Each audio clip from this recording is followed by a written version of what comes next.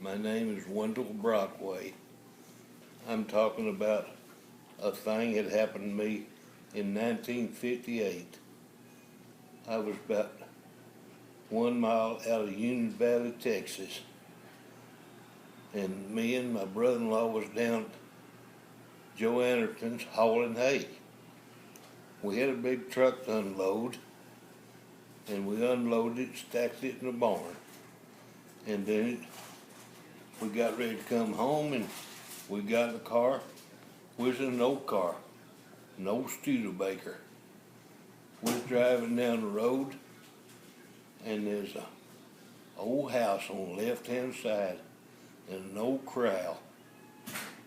And we went by it, and as we was going by it, I looked over to the left, and I seen this big white thing standing up yelling. And it made my hair on the back of my neck stand up. And my brother-in-law was driving, and he looked over at me and he said, "Windell, you see that?" And I said, "Yeah, I seen it." I said, "What was it?" He said, "I don't know, Windell, but it's something." I said, "Well, turn around, let's go back and look at it."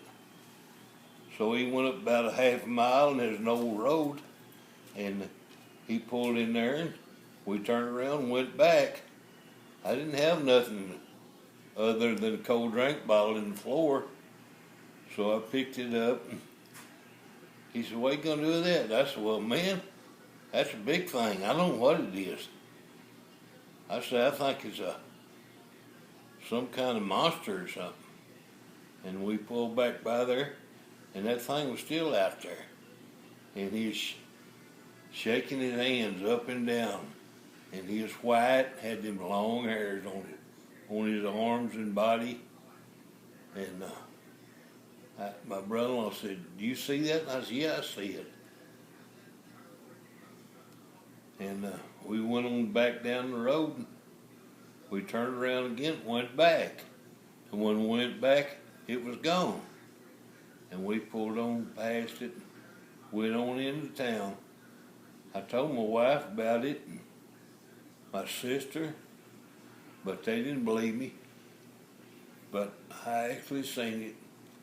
And James Fred Taylor was my brother-in-law, and if he was still alive, he could tell the same story. But that was back in 1958. I'm glad to be able to tell this story about it.